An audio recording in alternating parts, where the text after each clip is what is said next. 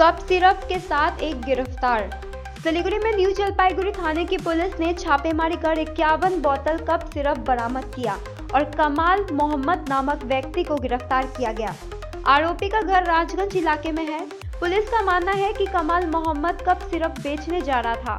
आरोपी को रविवार को अदालत में पेश किया गया।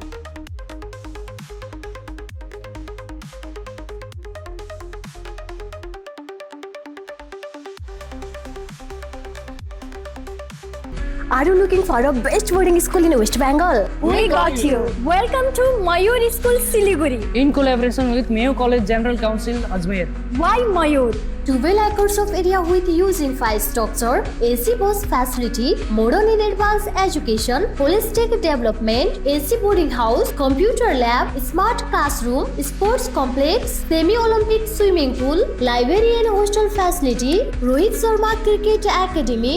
Admission open for new session 2025 and 2026. Pre-primary, nursery, LKG, UKG and class 1 to 8. Scholarship up to 30% off on tuition fee.